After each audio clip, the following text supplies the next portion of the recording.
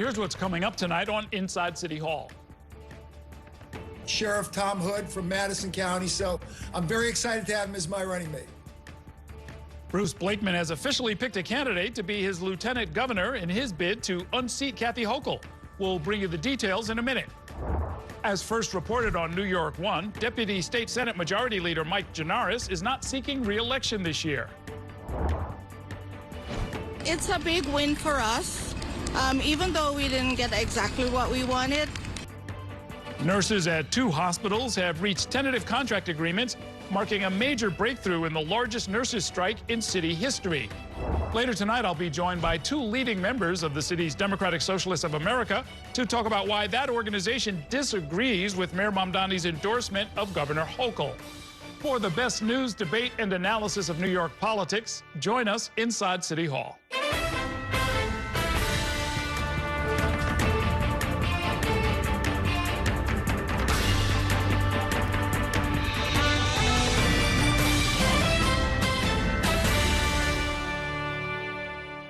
Good evening. Welcome to Inside City Hall for Monday, February 9th, 2026. I'm Errol Lewis. In less than 24 hours, the Republican candidate for governor swapped out one upstate sheriff for another as his running mate. Nassau County Executive Bruce Blakeman first offered the job to Fulton County Sheriff Richard Giardino, causing an uproar among Republican leaders. So earlier today, he switched courses and tapped Madison County Sheriff Todd Hood instead. Our State House reporter Bernadette Hogan has been following the drama and joins me from Albany with tonight's top story. Good evening, Bernadette. Good evening, Errol. And Bruce Blakeman did explain to New York One why he chose one sheriff over another over the last 24 hours. We talked about what the campaign would be like and how much time he would have to devote to it. Explaining what he thought was a done deal by Super Bowl Sunday. Republican gubernatorial candidate Bruce Blakeman told New York One about how his decision to tap Fulton County Sheriff Richard Giardino as his running mate fell apart. We pretty much had an understanding that that he would be the guy, but of course he wanted to think about it with all of his responsibilities that he has, and we came to a discussion last night where basically he said he's going to take a pass on it, and I said no problem. But Republican Party sources told New York One Giardino raised eyebrows and alarm bells. The sheriff told New York One's sister station he thinks his background fell afoul of the vetting process. I submitted paperwork to be on the ballot in New Hampshire for the Republican primary for president. I was not running against President Trump. It was totally a lark and an independent thing. My first obligation is to the people of Fulton County, so I decided that it's not right for me at this time. Under party law, Blakeman needed a lieutenant governor candidate to complete his combined ticket by Wednesday, the official end of the state Republican Party convention that started Monday in Garden City, Long Island. Todd Hood is the right guy. He's the guy that I enthusiastically support. The guy is terrific. He's a New York hero. Has a very strong record in law enforcement, comes from an important part of the state. Blakeman instead called up Madison County Sheriff Todd Hood and offered him the role. Governor Kathy Hochul poked fun at the flip-flop in a campaign email reading, quote, NYGOP issuing thoughts and prayers for a lieutenant governor pick that sticks with Blakeman longer than one Super Bowl. Meanwhile, Hochul was turned down by multiple top Democrats she wanted to be her running mate, including Queensborough President Donovan Richards, before picking former City Council Speaker Adrian Adams. It's a bad look. There's no doubt about that, and it's an unforced error. Interviewed by Blakeman as his possible number 2, Republican Rensselaer County Executive Steve McLaughlin slammed the new pick. You know, it's pretty far out there. It's a very small county in the middle of the state. I'm the guy they need in upstate New York. Blakeman is trailing Hochul according to recent polling. Kathy Hochul is the last person that should make fun of the lieutenant governor's selection process. Think about this. Her first choice was indicted and had to resign in disgrace. And her second choice is now running against her for governor. And Blakeman did appear with Hood earlier today on Long Island. Errol? So it seems like bad luck all around when it comes to these lieutenant governor picks. Did Steve, if I understood that right, Steve McLaughlin of Rensselaer County was hoping he would be picked? Well, he told me he was interviewed 2 weeks ago. He talked to Bruce Blakeman and other Republican Party leaders, and he said at the time he was interested in the job. But then when I interviewed him earlier today, he said that he did not want to play second fiddle and be anybody's second choice. Okay. Thanks very much, Bernadette. One of the most powerful lawmakers in Albany is stepping aside. Queens State Senator Michael Gianaris will not seek re-election this year, wrapping up a 26-year legislative career that began in the state assembly and saw him orchestrate Democrats' return to power in the Senate. Our Bobby Cusa has more. Good evening, Bobby. Good evening, Errol. And for years, Michael Gianaris has been the highest-ranking state senator representing any part of the city. His Western Queens district includes Astoria, Woodside, Sunnyside, Elmhurst, Ridgewood, Maspeth, and he has really left his imprint on state politics, but has now decided it is time to exit the political stage. I think that I've learned about how to make government function better. That was then Assemblyman Michael Gianaris in 2010, before he won a seat in the state Senate. Not only would Gianaris rise to become Deputy Majority Leader, the Senate's second in command, he was instrumental in helping Democrats win a firm grip on power in 2018. He recruited candidates to knock off members of the Independent Democratic Conference, or IDC, a group of breakaway Democrats who aligned with Republicans. I think the proudest thing I've done in over 25 years between the Assembly and Senate is secure, with Andrew Stewart Cousins, the Democratic majority in the Senate. That one pivotal moment has set the stage for thousands of laws to be written here in New York. Those laws included expanded voting rights and abortion rights, criminal justice reforms, and laws to protect tenants. Some's going to pass today, some's going to pass tomorrow, some's going to pass next week, and the week after, and the week after, and the week after that. As his Western Queens district moved further to the left politically, Gianaris shifted too. He allied with then Assemblymember Zohran Mamdani, helping push through a pilot program to run free MTA bus routes. What we're proposing today is a bold plan. I've got to give a lot of credit to Assemblymember Mamdani. And he led the fight against Amazon's planned headquarters in Long Island City, which put him sharply at odds with then Governor Andrew Cuomo. What exactly is Amazon doing to justify their arrival here? He says he has no regrets about his role in blocking the project. Of all the things I've been involved in, that one seems the most prescient. Those jobs would have never materialized. The only thing that would have happened would have been a huge subsidy to a company that doesn't need it. And so looking back on it, I'm really proud of that decision. And Senator Gianaris did have some designs on higher office. He flirted with running for state attorney general a couple times. And of course, he's number 2 in the Senate, so potentially a successor to Andrea Stewart Cousins, but she doesn't appear to be going anywhere. So now this maybe opens up an opportunity for somebody else. And of course, opens up a state Senate seat in Western Queens, which we know is very left-leaning. This could be another DSA pickup potentially in the state Senate. When it comes to his impact, politically speaking, Senator Gianaris is also involved in a lot of the redistricting, right? The redrawing of maps? Yes. In fact, he was basically the point person for Democrats in this last round of redistricting back in 2021, 2022. And he drew those maps that were basically gerrymandered to advantage Democrats and win them several more seats. Those were struck down by a judge, and then they had to go back to the drawing board and ended up with fewer seats in Congress. So that didn't quite work out as planned, but he was really the point person on a lot of state Senate initiatives, and in some ways was, sort of the face of the state Senate alongside Andrea Stewart Cousins, and very visible here in New York. So he's a young attorney with a young child and a ton of government experience. Do we know what he'll be doing next? Relatively young. I mean, I think he's 55, but he's been in Albany for 26 years, which is a pretty long career. But yeah, he has a 2-year-old. And says he really wants to spend more time with his family and with his mother, but who knows? Maybe we'll end up, we'll see him in the private sector where he can probably do better than his government salary. I would think so. Yes. Thanks very much, Bobby. We're going to take a short break now. When we come back, we'll talk about why former Mayor Eric Adams has agreed to pay $4,000 to the city's Conflicts of Interest Board. Stay with us.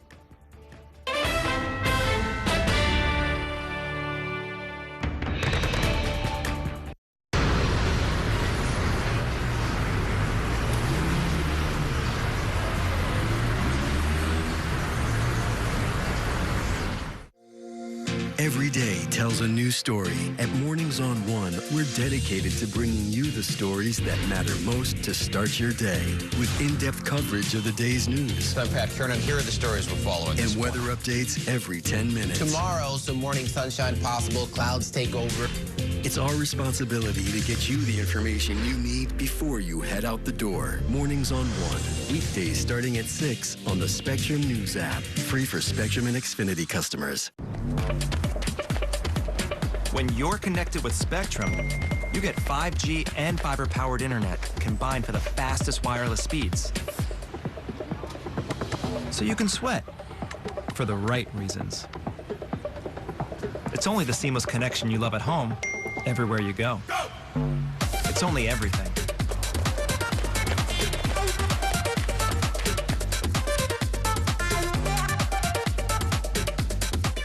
I'm Sandra, this is Jorge, and we were adopted in 2019. I remember when they first came to us, Michael was already a teenager. The whole cliche of they're so lucky to have you guys, and it's the other way around. They have changed our family for the better. They chose to love us. They didn't have to. They chose us. Family. Learn about adopting a teen from foster care. You can't imagine the reward. Visit adoptuskids.org. And that's a look at some of what's in the papers this morning. You done with the sports section? Today's story is about the latest chapter for a beloved local business. It's a beautiful day with temperatures in the 60s, but showers are expected in the next hour. In a city that's always on the go, it's important to stop to hear the stories that connect us. The news that matters to New Yorkers. That's what brings us together. That's Mornings on One. Weekdays starting at 6.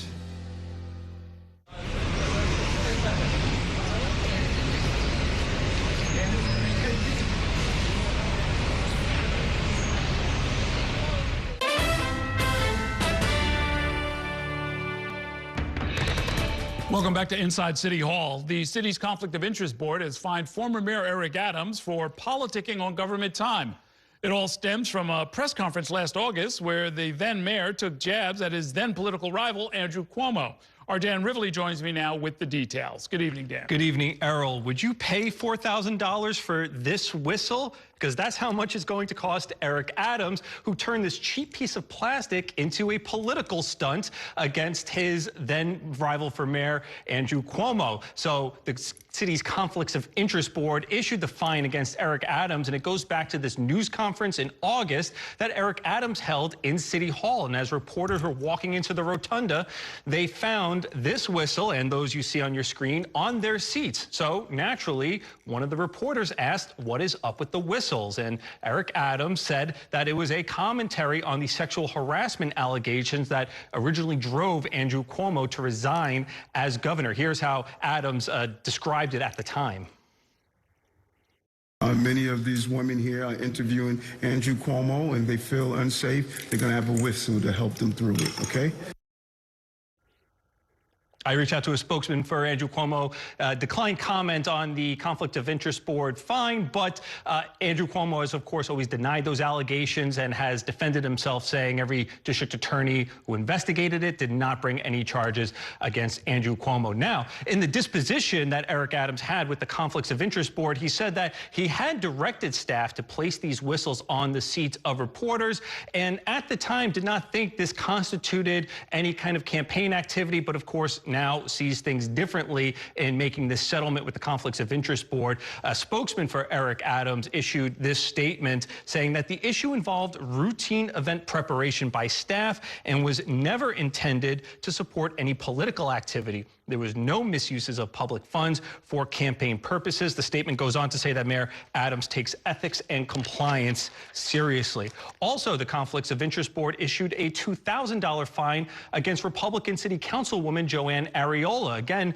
relating to the 2025 mayoral election. On her ex social media account, she had posted a press release about how the Republican members of the City Council were endorsing the GOP nominee for mayor, Curtis Sliwa, but there was a council seal in that release, which ran afoul of the Conflicts of Interest Board, and a spokesman for Councilwoman Areola issued a statement on her behalf saying that this was a low cost of a fine and it was easier to pay it than to drag this out. And Errol, I just want to give a courtesy to New York One's Kelly Mena. She was the reporter who covered that news conference with Eric Adams, and she saved this political memento as a reminder of her time covering the mayor. Memorabilia. Maybe they should have put it in the time capsule. If the mayor had done the same silly stunt a few yards over on the outside the building on the steps of City Hall, then it would have been political activity that's allowed, right? That and not having your City Hall staff do it. You have a campaign volunteer, which is interesting. There's so much political activity on the steps of City Hall, but you're right. You pass those doors, you use city property inside, you use City Hall staff. Now you're going to get in trouble here. Okay, that's for everybody to keep in mind. Thanks very much, Dan. There seems to be a breakthrough in the largest nurses' strike in city history. Earlier today, striking nurses at Montefiore and Mount Sinai say they've reached tentative agreements with those hospitals to end a nearly month-long strike. But nurses at New York Presbyterian are not part of the agreement. New York One Nia Clark has the latest. I'm feeling relieved, actually. We're excited. We're elated, actually. It's been an ordeal. Well, it's a big win for us. Nurses on the picket line outside of Mount Sinai Hospital on Madison Avenue Monday, cautiously optimistic after their union has reached a tentative deal to end their nearly month-long strike. Overall, as far as health benefits we receive, we retained our pension, we retained our staffing language. All the things we fought for 3 years ago, we were thankfully able to retain, and that was from being on here and The New York State Nurses Association says a tentative agreement with Mount Sinai Hospital Systems and Montefiore could send more than 10,000 nurses back to work as soon as this weekend. It includes a salary boost of 12% over 3 years. Healthcare for regular full-time nurses, which was on the chopping block, won't change. Union members are voting on the agreement through Wednesday. If a majority vote for the deal, it's ratified and nurses will return to work on Saturday. The strike started on January 12th, and as the strike heated up, the temperature dropped. Sub-freezing conditions kept many nurses off of the picket line for the last several days. Mount Sinai nurse Felice Rosen says the hard part is not over. We have people that stayed inside, that were colleagues, while we were out here fighting. It's going to be a challenge, but I'm sure we'll find a way to work together at some point. If more than half of the nurses in the union vote to approve this tentative agreement, then the contract becomes ratified, and about 10,500 nurses from Montefiore and 3 Mount Sinai hospitals will return to work by Saturday. New York Presbyterian, on the other hand, tells New York One that they have reached a tentative deal to end the strike there, but the nurses union tells us that they have not reached a deal to send more than 4,000 nurses from that hospital back to work. So we'll keep you updated on that developing story. Reporting from Manhattan, Nia Clark, New York One. It is time now for a break. Coming up, some key endorsements are starting to come in for the key congressional race to replace Jerry Nadler in the House of Representatives. We'll tell you all about it in 2 minutes. Stay with us.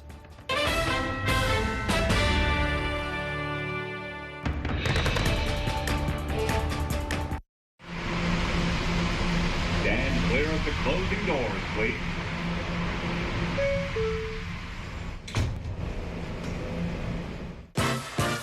There's nothing quite like the feeling of going to the theater. Onstage celebrates that excitement every week by taking you behind the scenes with the latest news and in-depth interviews of the hottest shows on and off Broadway.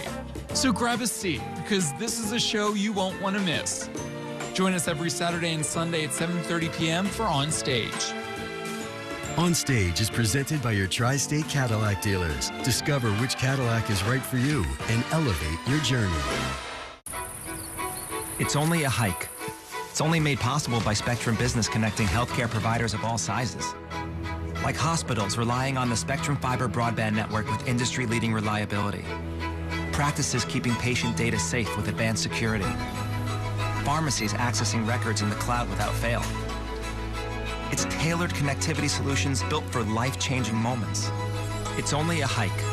It's only everything. Spectrum Business. Mom was always organized, but she started forgetting to pay her bills on time. And she'd buy the same gifts over and over. Telling the girls about my Alzheimer's diagnosis was really hard. At first, we had our cries, but then we were like, okay, let's make a plan. Early detection gave us time to adapt together. It's so important for you to think about what you can do and making the most of what you have. If you or your family are noticing changes, it could be Alzheimer's. Talk about seeing a doctor together.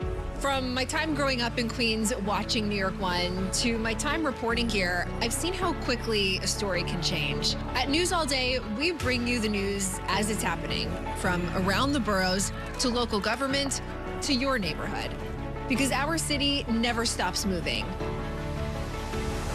Hi, I'm Shannon Ferry with the day's developing stories. But first, stay up to date and informed with News All Day, weekdays from noon to 4.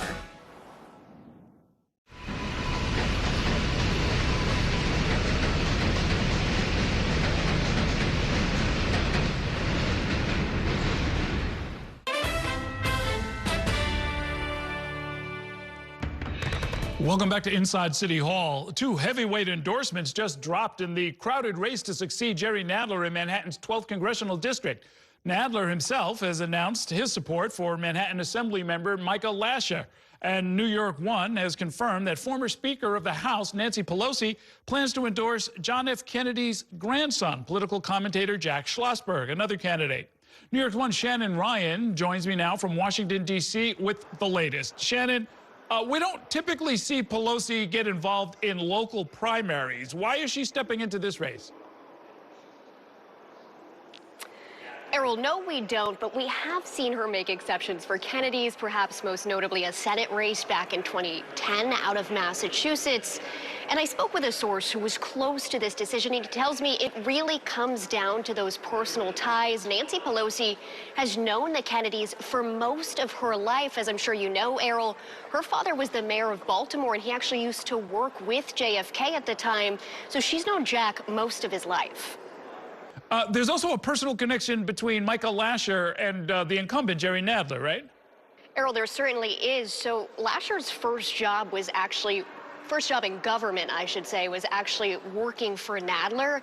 At one point, Nadler's son was even working under Lasher, doing some campaign work. But that was a really long time ago. I believe he said it was 18 years ago. So Nadler has been certain to praise his record of public service. Well, at the same time, he used that to take a stab at Schlossberg, if you will, highlighting what he characterizes as his lack of a record in regards to public service. Okay, so now how were these endorsements being received? On the Hill, nobody's really surprised. I think everybody understands that this comes down to personal ties. What I think will be most interesting to watch is how voters respond, especially at a time where we're seeing young progressives sort of a move away from the old guard. Will these endorsements from the old guard help or hinder these candidates? And that's something that I asked Lasher earlier. Take a listen, Errol. I share voters' frustrations with the Democratic Party. I think the party is failing to meet this moment in all kinds of ways. And part of what my campaign is about is how we can be more aggressive and strategic in fighting back and speaking with moral clarity, in using the tools available to us to thwart the Trump agenda. And I think that Congressman Nadler is somebody that voters in this district know does not represent the machine, does not represent a traditional way of doing things. He's always been an independent, progressive spirit in Congress. And so I hope to follow in his footsteps in that regard. But again, I've got to make the case to voters on my own merits, on my record, on my vision for the future. And that's what I plan to do. And on that topic of needing to prove oneself, your own merit, your own record, we've also seen earlier in the campaign opponents try to paint Schlossberg as, for lack of a better term, this was the word they used, a Nepo baby. So given the fact that this endorsement is linked to his family's history, it'll be really interesting to see if his opponents use this as political fodder, Errol. All right, thanks very much, Shannon. With the clock ticking in Washington, D.C. to approve a budget for the Department of Homeland Security, lawmakers remain divided about how to fund the federal agency. If they don't reach an agreement by Friday night, the Department of Homeland Security will have to temporarily shut down. Spectrum News' Taylor Popolars has the details from Washington. Funding for the sprawling Department of Homeland Security runs out Friday night. The latest partial government shutdown threat comes as lawmakers remain divided over funding levels for DHS after the shooting deaths of Renee Good and Alex Preddy by federal agents in Minneapolis. I'm sorry to say we've made little progress in reaching an agreement. Democrats say legislative changes are necessary to lower tensions between federal immigration officers and the communities they are being deployed to. In exchange for DHS funding, Democrats want more targeted enforcement for officers to stop wearing masks, increase coordination with local and state police, and mandatory body cameras, among other things. All we're asking is that ICE and other federal immigration agents adhere to reasonable standards. But Republicans say much of it is unrealistic. And I expect that the Trump administration, with the full backing of congressional Republicans, will continue to resist any effort to make it harder for law enforcement to detain and deport dangerous illegal aliens, which is what many of the Democrats' demands would do. And they accuse Dems of punishing all of DHS over specific concerns around immigration enforcement. The agency employs nearly 300,000 people and includes the Coast Guard, TSA, and FEMA. A White House official tells Spectrum News that President Donald Trump wants the government to stay open, and his administration is working with both parties to avoid a shutdown. Reporting in Washington, Taylor Popolars, Spectrum News. It is time now for a break. Coming up, I'll be joined by members of the city's Democratic Socialists of America to discuss the race for governor and that group's displeasure with Mayor Mamdani's backing of Governor Hochul in her re-election campaign. Stay with us.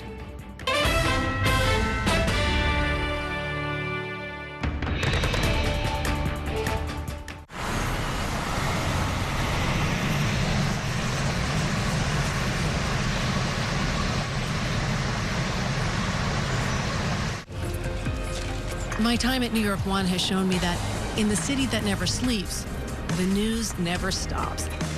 So as the day winds down, turn to the rush hour. Good afternoon, I'm Monica Burke. To catch up on the stories that matter across the 5 boroughs, with in-depth interviews from the city's newsmakers, plus the latest forecast.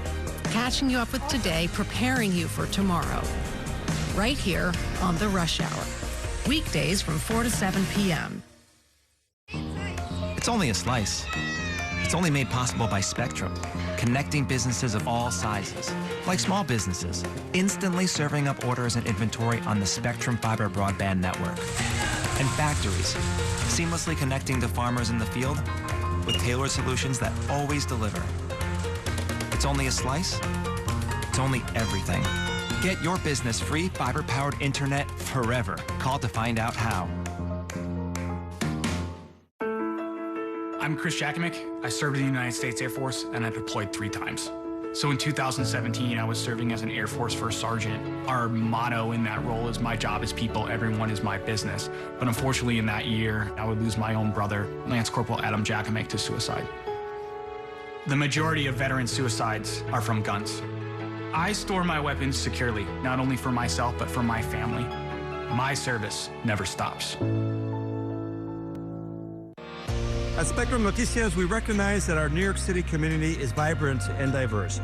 Spectrum Noticias delivers balanced coverage of the stories that matter in our communities and across the country. Our journalists are based in the neighborhoods we cover, ensuring you get in-depth reporting on what's happening in the places we call home. So join us at Spectrum Noticias. We're always on, always there for you. Now available on your TV. Check your local listings. Also available on the Spectrum News app.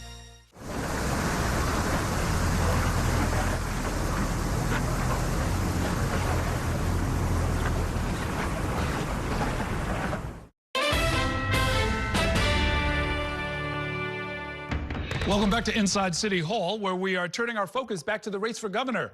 Last week, Mayor Mamdani officially endorsed Governor Hochul's re-election campaign, saying, quote, "The temptation is to allow differences to turn into distrust. But over the course of our relationship, I have come to trust Governor Hochul as someone willing to engage in an honest dialogue that leads to results." That move has put the mayor at odds with some of his closest allies in the city's chapter of the Democratic Socialists of America, which released a statement accusing the governor of prioritizing billionaire donors over working-class New Yorkers.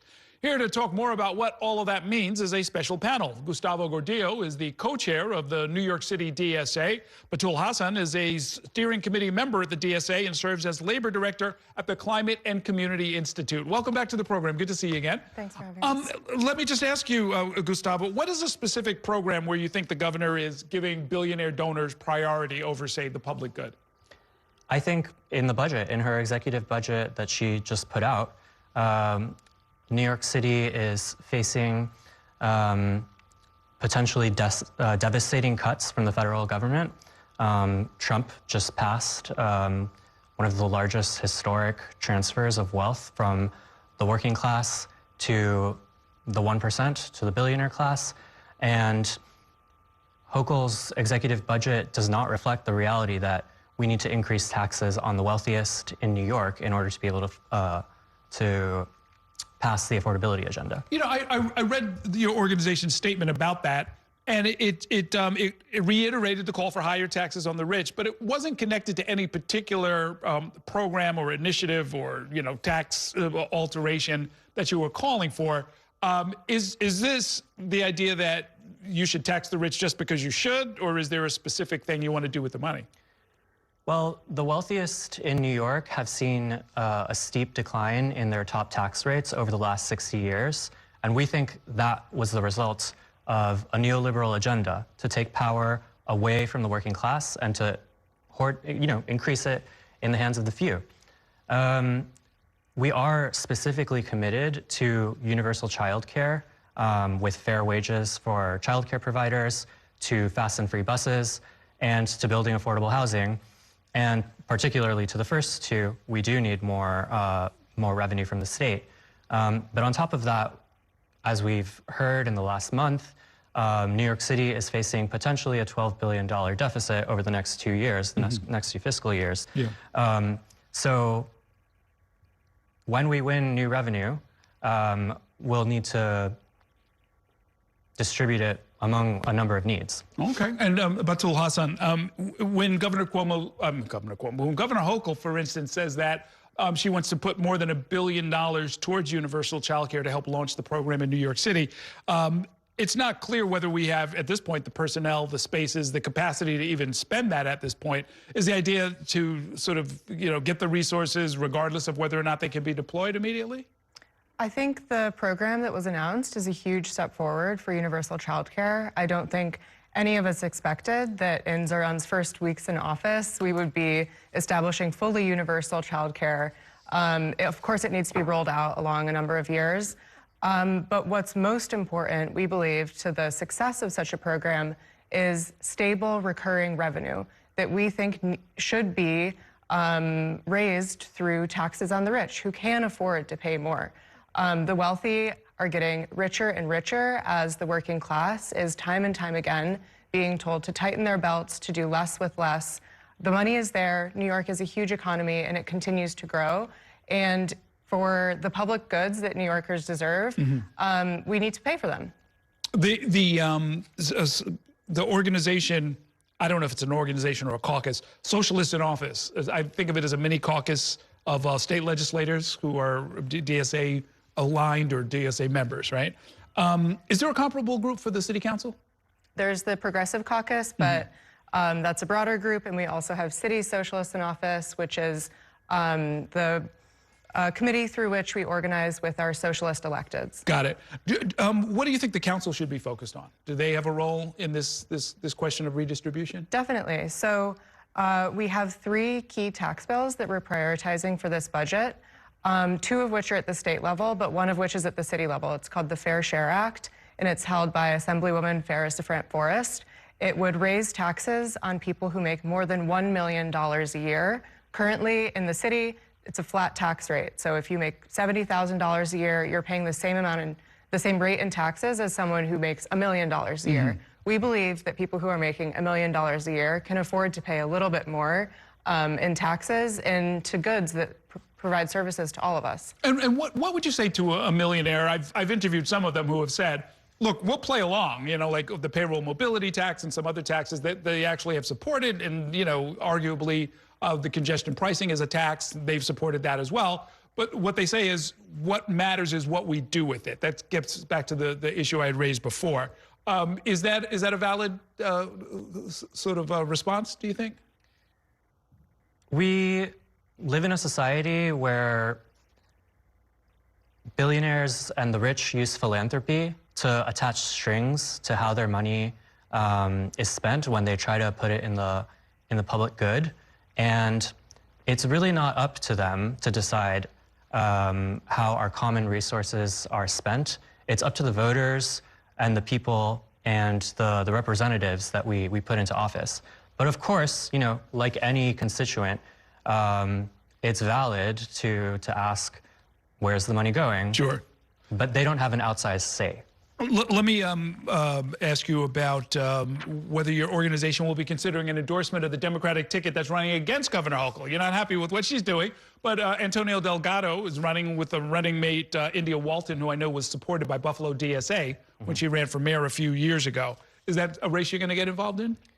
We've had discussions and we've been assessing whether it would be a campaign that would further our fight for the affordability agenda.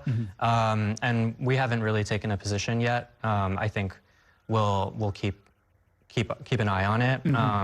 But we're really focused on building a mass movement that can go to Albany on February 25th. We're trying to send thousands of people. So if you're a viewer and you want to raise taxes on the rich, sign up to go to Albany on February 25th. Is the theory there that the pressure will convince people who otherwise would not have supported the higher tax to go ahead and do that? Yeah, of course. That's part of the theory. I think we also, I mean, we're talking about millionaires and how they have a voice in Albany. Working class people deserve a voice in Albany too, and we want to make sure that by sending thousands of people to Albany, we're making that heard. More than 75% of New Yorkers support taxes on the rich to pay for public goods. That's something that legislators should hear and something that that constituents deserve to have heard. It's also, we've been canvassing, we've been volunteering, we've had volunteers out in the bitter cold. Over the last couple of months, we've knocked on 30,000 doors so far. DSA in partnership with Our Time and many other organizations. So the work has continued since the campaign. And I'll say, I mean, Zoran himself has been very consistent through the course of his campaign that we need taxes on the rich to pay for the affordability agenda. And he's been consistent as mayor, too. So we see ourselves as carrying out his agenda. Is there a stick that goes with that carrot? In other words, you'll go up there and you'll make a persuasive case. If people don't decide to support the idea of a tax, can they expect a primary from a DSA candidate? That is how it works. Currently, we're running a slate of 6 candidates for the state assembly. 4 of them are challenging incumbents, almost all of whom have not signed on to support our taxes on the rich. And when an assembly member, when an elected official is blocking power for the working class, we will go after them. Okay, we'll see you as we get closer to primary day. Thanks so much for coming by. Great talking with you. Thank you. All right, we're going to take a short break now. When we come back, I'll talk more about Governor Hochul's re-election bid with my weekly Consultants Corner. Stay with us.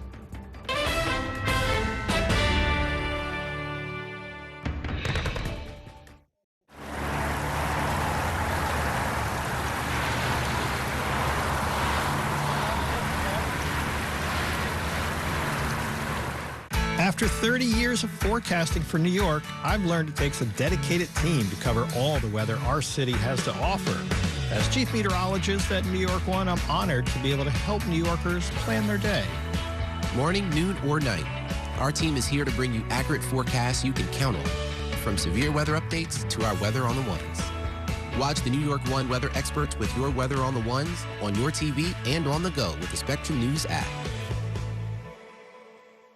I moved from Dallas to Los Angeles all by myself. The order of things I wanted to set up was internet, water, then power. I needed to take a shower, but I really did need the internet for work and to watch my shows. That's kind of a crazy thing to admit in front of a camera. Pretend I didn't say that. I got to Spectrum. I was so relieved that I was getting the best bang for my buck. It was a huge weight taken off of my shoulders. Real customers, real savings. To see how much you can save, visit spectrum.com/save. I'm an ex-drug dealer, and I'll be your sub today.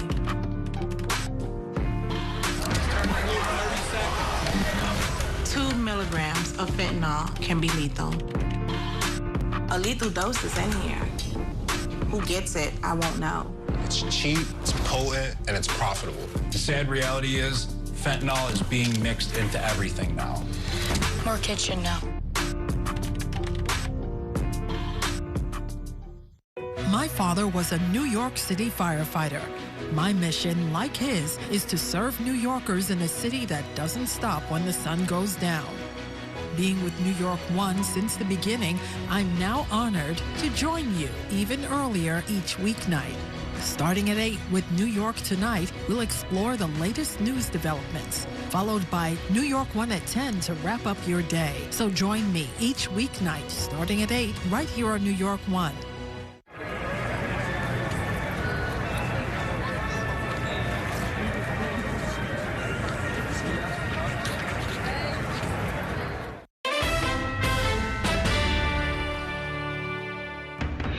Welcome back to Inside City Hall. As we mentioned earlier, the state Republican convention kicks off tonight, and we're expecting to see Republican candidate for Governor Bruce Blakeman make an appearance with his new running mate, Sheriff Todd Hood of upstate Madison County. Joining me now to talk more about all of that and much more, we've got two members of this week's Consultants Corner. Democratic consultants Lupe Todd Medina and Phil Walzak are both with us. Thank you both for being here. Good to be here. Something that really strikes me is that I'm not going to this convention, but I think I went to like the last 3 Republican state conventions. Their tickets, the last 3 cycles, they've had a sheriff, an elected official, and it's good, I guess they were elected, so they know their way around, you know, what's sort of a voting campaign. But they're from small counties that the Republicans were already going to win. Is that the right way to do this? It's not. I mean, you need to go somewhere. You need somebody who's going to help you pick up votes where you probably are either stagnant or you need to, you know, energize your base. They're not doing that. They're not going even to larger counties, which is also somewhat, you know, troubling. And I don't know if it's because they just don't, you know, they go to the larger counties and nobody's interested, you know, or is it that they are trying to play it safe? Either way, it's not a good look. Yeah, I mean, they're already branded as law and order. Bruce Blakeman certainly is. I mean, I think that they believe that they are maybe still fighting the past campaigns of 2022, in which there was defund was a bigger issue.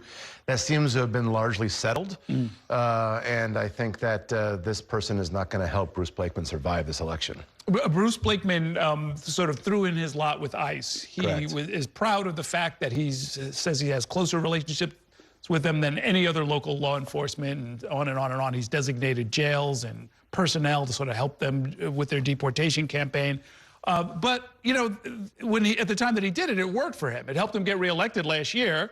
I assume that the cycle could turn around, right? I mean, ICE is pretty unpopular now, according to the polls, but it's possible that that could change. Look, anything is possible. I think that it's highly unlikely. I mean, ICE has become one of the more radioactive institutions in the country politically, and the backlash we're seeing even in Republican members of the Senate and the House who are seeing the outrage on the streets and in communities at some of the violent and aggressive tactics that have resulted in 2 people being killed. So it's really not the kind of association, especially in a blue state, especially in a year which will likely be a MAGA backlash year from all that we're seeing, where that doubling down, tripling down actually helps you. I feel like it's probably going to be a tough go for Mr. Blakeman. If it is a MAGA backlash year, if Trump's unpopularity and some of his controversial stances work against Republicans running at local levels, can Blakeman kind of take a different direction? I don't know if he can necessarily disavow Donald Trump at this point. They're personally very close, but and also in what direction his lieutenant governor is a sheriff, and the one before that was a sheriff. So he's still on that law and order cadence. I don't know how he can shift, even if short of him disavowing Trump. Well, talk about affordability, try and change the subject, right? I don't see how he can do that. I don't think he has that knowledge. I just don't think he has it, that knowledge base to even be able to flip to talk about affordability. I don't think that's in his repertoire. You know, it's always a mystery to me, because when you hear the critique from Republicans, fact by fact, you know, it actually sounds about right. They're saying we keep losing population. The one-party rule is never good for any place, and New York is not an exception. The upstate economy is being left behind or is in a shambles. We're losing the race, the competitive race to make it an economically viable place to raise your kids, and the taxes are too high. And then you go point by point, I'm like, yeah, that all sounds right.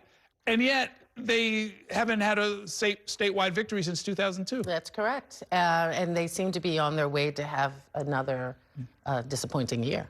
We shall see. You mentioned DHS. If things don't change, it's possible that the agency will actually partially or fully shut down at the end of this week. Is that a symbolic victory for Democrats, or is this leverage where they might compel some changes? I think they are viewing this as a way to get some changes on the ICE debate. As I understand it, they've been able to carve out DHS from the other funding mechanisms that they're considering. So they're having a standalone debate on ICE, which as a political matter seems to be ground that is good for Democrats. As I said, you know, ICE has become very radioactive politically, and there's a real hunger to see real changes in how their operations go. So enough of the, you know, warrantless action, enough of the masks, enough of the hyper-aggressive cowboy tactics. And I think the voting public wants to see this action. So, you know, usually shutdowns tend to hurt the party doing the shutting down. But as we're seeing right now, this might be a rare exception on a matter of ICE and Homeland Security. Yeah, I could actually see the Republicans going along with it so that they could then sort of flip it around and say Democrats don't care about national security. Not only that, some of the changes that Phil is talking about, but also with training. Right? They've got to put some training in there. I mean, that is a win that the Republicans could definitely hang their hat on, is if they institute some training. Yeah, really, just a little bit. Let's take a short break. We got more to talk about with these consultants. We'll do that in 2 minutes. Stay with us.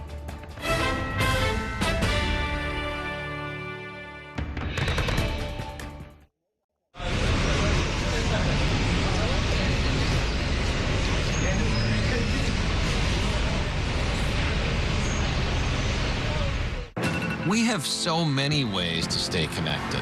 A single touch can bring us closer to the families we love, the friends we know, and the city we share.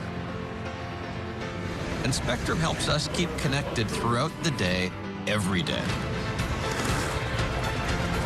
Including more ways to watch New York One as a Spectrum Internet customer. Watch Spectrum News New York One on the Spectrum News app, available on all your favorite devices.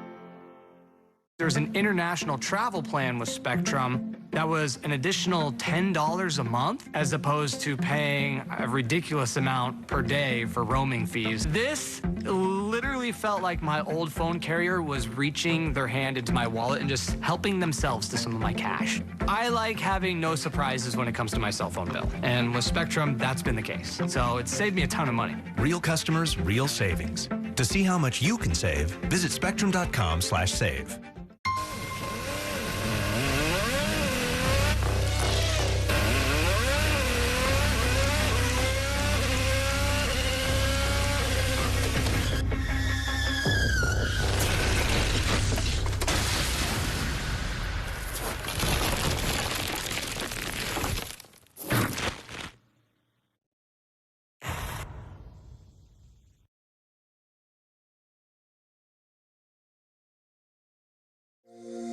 Every day tells a new story. At Mornings on One, we're dedicated to bringing you the stories that matter most to start your day, with in-depth coverage of the day's news. I'm Pat Kernan. Here are the stories we're following. And weather updates every 10 minutes. Tomorrow, some morning sunshine possible. Clouds take over. It's our responsibility to get you the information you need before you head out the door. Mornings on One. Weekdays starting at 6 on the Spectrum News app. Free for Spectrum and Xfinity customers. Stand clear of the closing doors, please.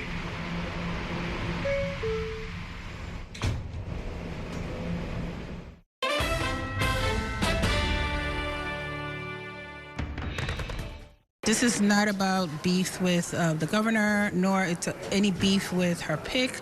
This was about a down ballot risk. So you're now backing the governor and Adrian? Yes, I'm backing the governor. Did she yell at you, Rennies? No.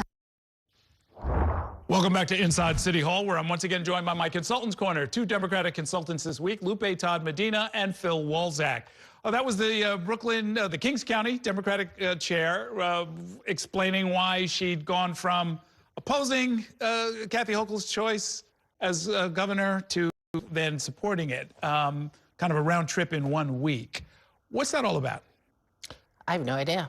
And I don't think a lot of people know. I think it's something, it's personal. I don't think that it was necessarily something that was discussed with the full, her full party. But I do think she, at the end of the day, did the right thing, which was get back on board. There was no reason to, as soon as the announcement came that Speaker Adams was the lieutenant governor choice for Governor Hochul, for her to then start to criticize and kind of, you know, put out their family business and family secrets wasn't really the best way to go. And I think that maybe cooler heads prevailed, and you know, she got back. I mean, one thing that Rodneyce Bichotte-Hermelin said that was not a secret was that Adrienne Adams didn't perform all that well in the Democratic primary for mayor. Got about 44,000 votes citywide, and that led her to say, I guess justifiably, is like, look, this is not a great vote getter, and that's one thing you do want on a ticket. Yeah, I'm not exactly convinced that Adrienne Adams is going to hurt down ballot candidates. I just don't think the argument is there. And I think in this episode, you know, it stands out because the convention the Democrats had was this amazing unifying experience. The entire House delegation, you know, a lot of other power players in the Democratic Party, and then you have this one kind of fly in the ointment out of the on the fringe here. It just seems like the room wasn't being read the right way there. And I think that as you mentioned, that her coming back on board quickly is probably the best thing. Yeah, and I will just say in defense, and granted, I will, you know, let me say that I worked on Adrienne Adams' mayoral campaign, so I'll say that. But also, let's not forget, her runway was very short. She was only in the race for 5 weeks. But what Adrienne Adams does give Governor Hochul is bona fides within the Black community, specifically in Southeast Queens, where there's chock full of Democratic moderate voters. She also, being that she was the former speaker of the city council, she understands the city. You know, she understands how to run stuff, right? And that's also what you want in your lieutenant governor. You want somebody that, in case something happens, somebody who knows how to run a government. And let's be honest, the time that she was speaker, she was practically running the city because Eric Adams was under indictment. He was underwater a lot. She was doing a lot of the heavy lifting for the city. Let me switch topics.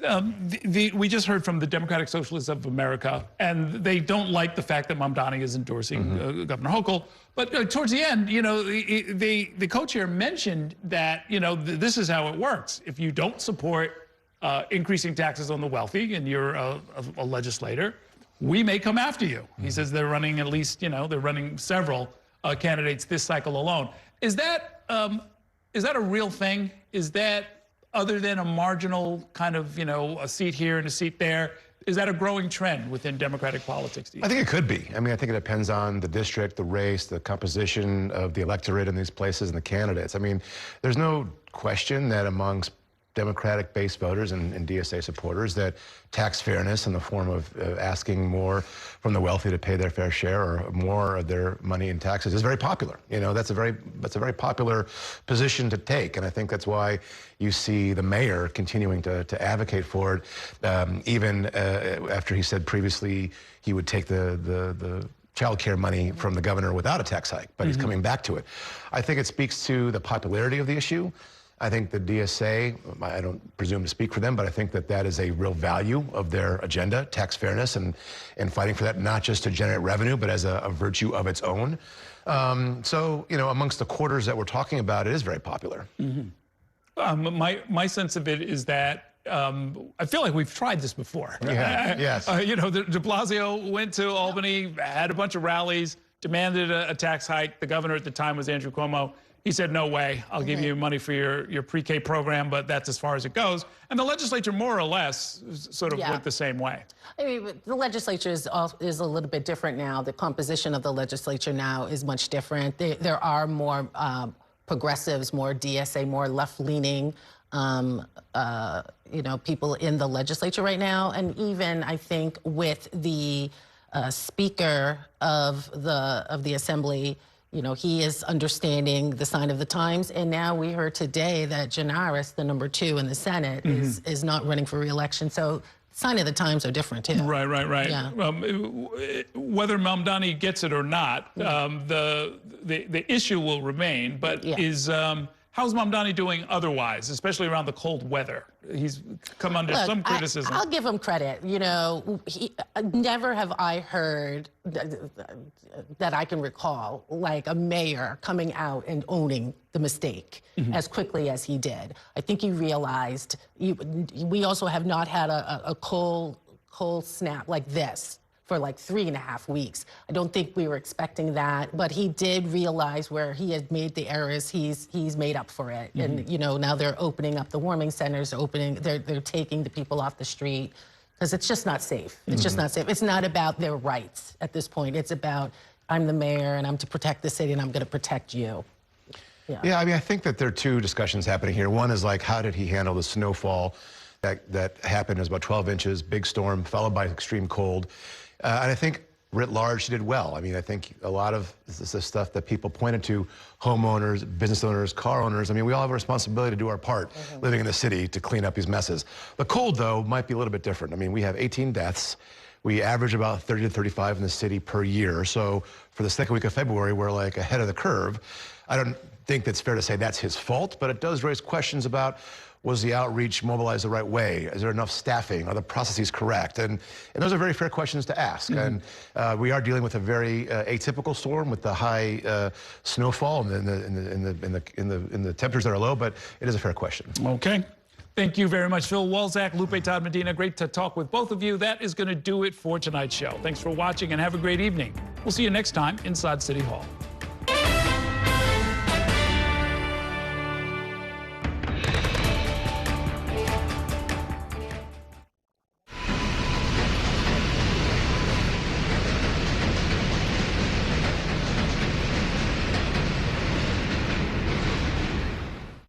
That's a look at some of what's in the papers this morning.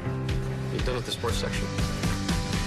Today's story is about the latest chapter for a beloved local business. It's a beautiful day with temperatures in the 60s, but showers are expected in the next hour. In a city that's always on the go, it's important to stop to hear the stories that connect us. The news that matters to New Yorkers. That's what brings us together. That's Mornings on One.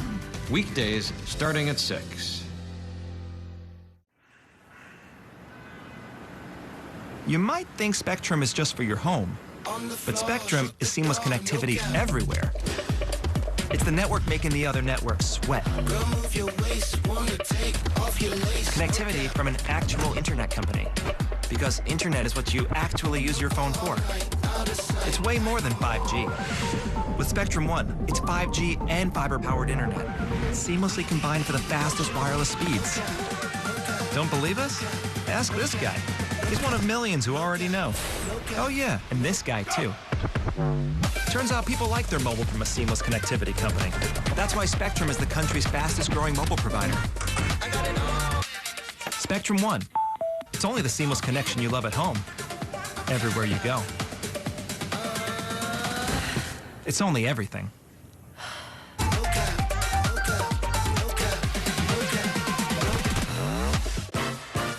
There's nothing quite like the feeling of going to the theater. Onstage celebrates that excitement every week by taking you behind the scenes with the latest news and in-depth interviews of the hottest shows on and off Broadway. So grab a seat, because this is a show you won't want to miss. Join us every Saturday and Sunday at 7:30 p.m. for Onstage. Onstage is presented by your Tri-State Cadillac dealers. Discover which Cadillac is right for you and elevate your journey.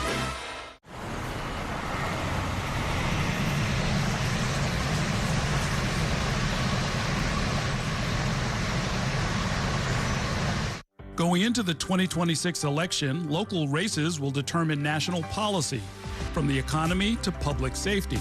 From the governor's race to the balance of power in Washington, this year's ballot has no shortage of important choices. Let's